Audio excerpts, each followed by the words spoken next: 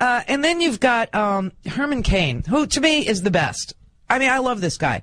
I want Herman Cain to be the nominee so bad, and so does Frank Luntz, apparently. I don't know exactly what the reasoning is, but this is a guy who has a really, really shady past, and also is a guy who almost bankrupted his own company, Godfather Pizza, had to close I don't know how many stores in order to stay solvent, and has these really interesting views about Muslims and Sharia law. He's like for spending, and I just want you to understand this.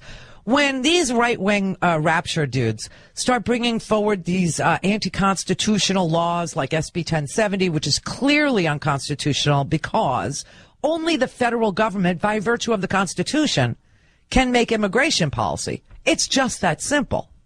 So why on God's green earth would people keep introducing pieces of legislation to state legislators, to state bodies, knowing that these right-wing governors will sign them into law? Well, you always got to kind of follow the lawyers, because there's a lawyer behind every one of these things, okay? And you know what you'll find out if you follow the lawyers? The lawyers are making so much money, because these cases don't end at the state court. These are cases that go to the state Supreme Court. These are cases that have to be heard by the U.S. Supreme Court or denied a hearing by the U.S. Supreme Court because they're patently unconstitutional on their face.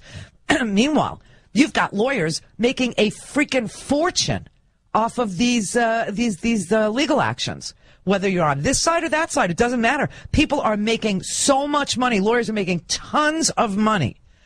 When Oklahoma passes a piece of legislation or Tennessee passes a piece of legislation saying we don't want no Sharia law. We don't want no Sharia law. The First Amendment prohibits the establishment of any religion. Okay. So on its face, everybody understands that that would be an impossibility in the United States any more than it would be to have the Pope declare that the United States is now a Catholic nation, or to have anybody from any other religion say the United States is now a Hindu nation, or the United States is now Happy Baha'i. It can't happen here. It's impossible. The First Amendment of the Constitution, no establishment of any religion, and yet they do it, and people just sit there and they go, yeah, 70% of Oklahomans voted on this legislation, and what you were voting for, you morons, was to fund the lawyers, to line their pockets, because they now have the case. I was asked, what is the role of Islam in America? I thought that was an odd question. I said the role of Islam as American is for those that believe in Islam to practice it and leave us alone. Just like Christianity, we have a First Amendment. And see, right now I'm with Herman Cain. This is Herman Cain, the wannabe presidential candidate, former CEO of Godfather's Pizza, which is such a small chain now that I don't even know where there is one. But okay, so far I'm with him. Just, he says, they asked me, what's the role of Islam in American life? And I'm like, just leave me alone because, we have a constitution, and just like Christianity, First Amendment prevents the establishment of religion. I get upset when the Muslims in this country, some of them try to force their Sharia law onto the rest of us. Now, where has that happened? First of all, where is Sharia law? Where is it? I mean, I don't mean in the United States. Where is it enforced or practiced? I mean, where are the laws? Where are they? What country has that as their law? Case in point. Yeah. Oklahoma. Oh, it's in Oklahoma. Oklahoma had a ballot referendum, and they voted American law in American courts. That's the simple description of it. No Sharia law would be recognized in the courts in Oklahoma. 70% of the voters said, we agree with that. A federal judge blocked the implementation of that result. I don't know what the status of it is now. But how dare a judge come in and go against the will of the people? Okay, so now I'm confused. Now he's totally confused me. On the one hand, he starts off fine, and he says that the laws of the United States, the Constitution being the preeminent law giver of the United States of America, prohibits the establishment of any religion. Then he tells me they have this unconstitutional ballot measure on Oklahoma's ballot, and 70% of the people show up and they say, we want to undo the Constitution, and we want to block the implementation of Sharia law, which I don't know where they think it's being established. And a judge says you can't have this law because this law violates the U.S. Constitution the Establishment Clause, and also it doesn't give equal protection, meaning it singles out one group for unique punishment. One group of religious believers for unique punishment. You can't do that under the Constitution either. You can't establish a religion, nor can you prevent anybody from worshiping anything that they want to worship, even if it's a telephone pole, even if it's freaking Harold Camping. If you wanted to follow Harold Camping and spend all your freaking money on billboards, you were free to do so in the United States. So he's got me all confused. Then he goes further and he says, I will never hire a Muslim. Mr. Cain, you came under a bit of controversy this week for some of the comments you made about Muslims in general. Mm-hmm. Would you be comfortable appointing a Muslim either in your cabinet or as a federal judge? No. Nope. I will not. I will not. And here's why. Okay. There is this creeping attempt, there's this attempt to gradually ease Sharia law and the Muslim faith into our government. It does not belong in our government. Where is this happening? Where is Sharia law being eased into our Clearly, our Constitution allows for freedom of religion. And that means every religion, including none. Agnostics, atheists, all welcome here. Muslims, Hindus, Shintos, Confucianists, Taoists, you name it, you're free. Here, you can do whatever you want to do here. What is wrong with this man? And then all of a sudden I see him on, what was he on? Meet the Press, Face the Nation, What's My Line? Oh, yeah, Fox News Sunday. Fox News Sunday. Poor Chris Wallace. I'm starting to feel bad for him. After he does this show, he must go home and shower and scrub his body with, like, big, giant exfoliating materials. Because this is just the dirtiest thing I ever heard in my life. It's very bizarre. But, okay, so Herman Cain, he's going to be the conservative mouthpiece on our foreign policy with regard to the Israeli-Palestinian conflict. And what's really interesting is Herman Cain has no idea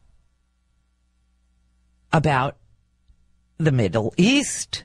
He has no idea. In fact, during that fake debate, remember that fake debate that Fox News had because Roger Ailes wanted them to have one, and now he's all embarrassed about it, according to this New Yorker article?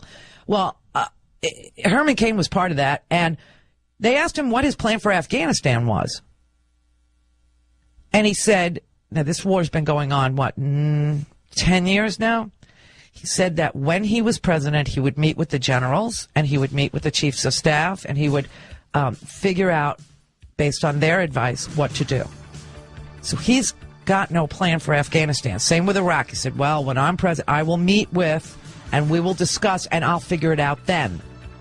So he's running for the chief executive of the United States of America, who's almost his entire power is over foreign affairs. The executive branch deals with foreign affairs almost exclusively. Congress appropriates money, but president's main area is foreign affairs. And also he can, only the president can make law. He can only sign or veto, right? Law only happens when the president says it does. So those are the two biggest powers that the president has. Herman Cain doesn't have a foreign policy. He also doesn't understand the foreign policy of Israel or the Palestinians. He has no clue. When we come back, I'm going to play you what he said on Fox News Sunday, something that was so offensive to so many people that I don't think they'll ever talk about it. Ever. 48 after. Randi Rhodes. Radio. Only smarter. This is The Randi Rhodes Show.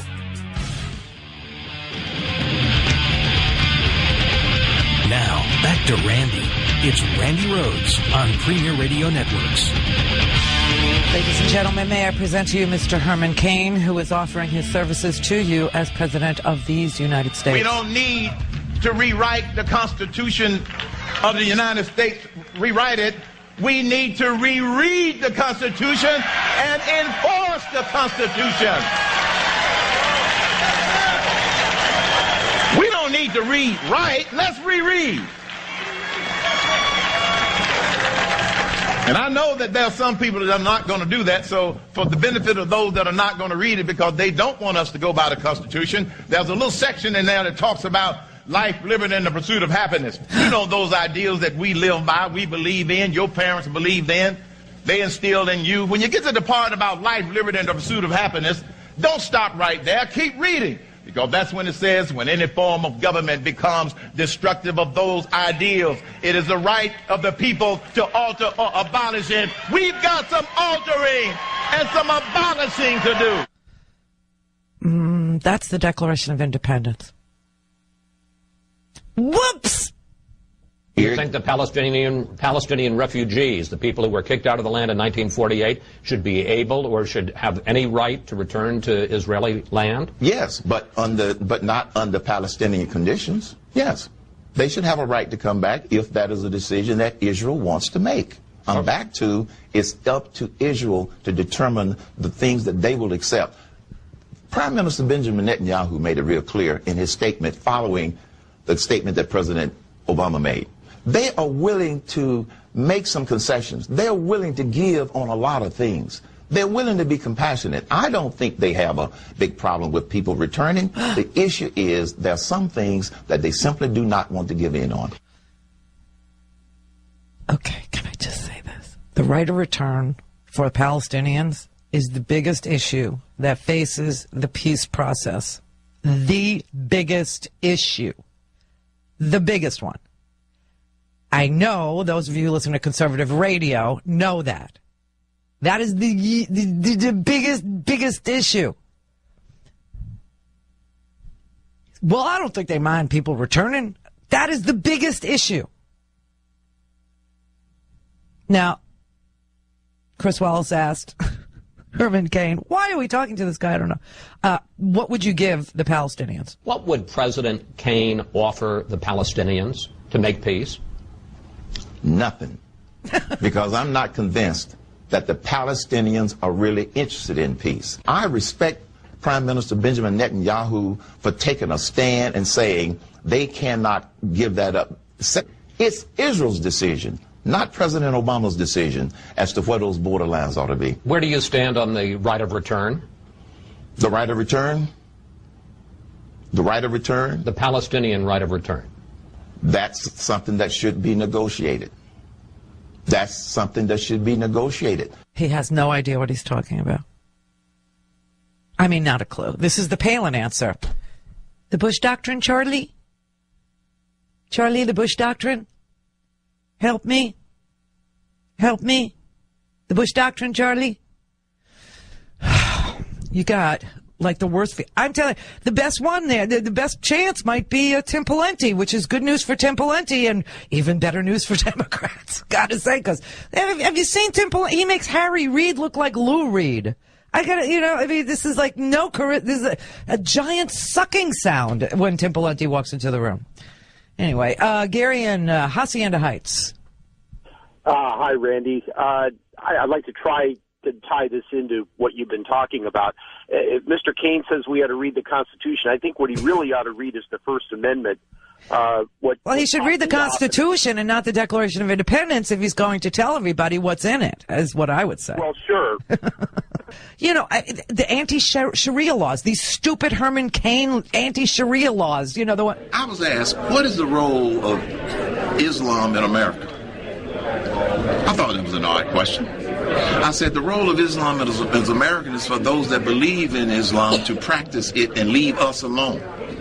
Just like Christianity, we have a First Amendment, and I get upset when the Muslims in this country, some of them try to force their Sharia law onto the rest of us. Case in point, Oklahoma had a ballot referendum, and they voted American law and American courts. That's the simple description of it. No Sharia law would be recognized in the courts in Oklahoma. 70% of the voters said, we agree with that. A federal judge blocked the implementation of that result.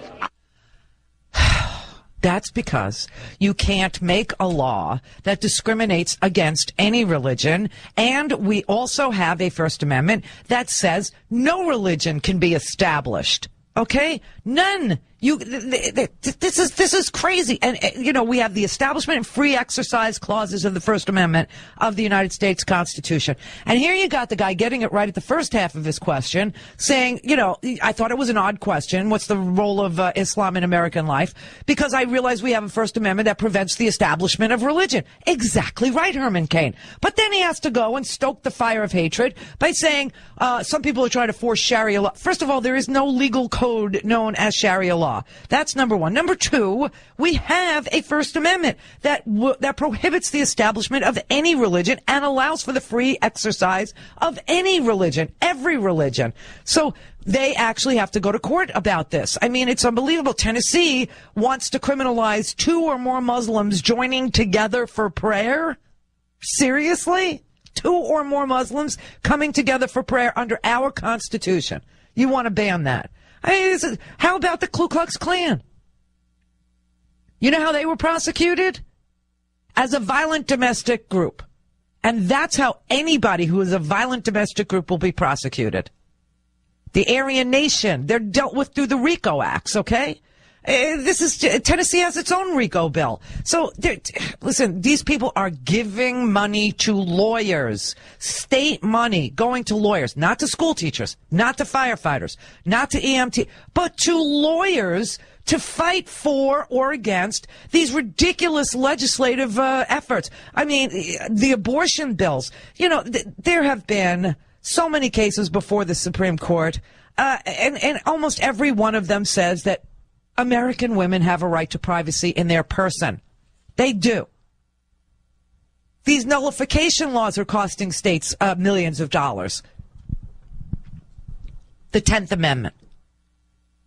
The 10th Amendment reserves the powers not enumerated in the Constitution to the states. Yes, but the Supremacy Clause in Article 6 in the Constitution says the federal government can do anything necessary and proper to enforce the laws. Commerce clauses in Article 1 have been interpreted to give the federal government the power to regulate everything, including ketchup.